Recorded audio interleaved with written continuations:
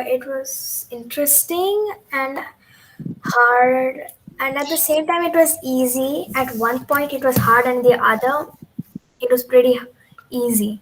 So the places where and the teachers taught really well, and they were the examples they gave. They were really easy to understand, and easy to relate to in real life. It was fun and interesting, and I had I had an interesting experience.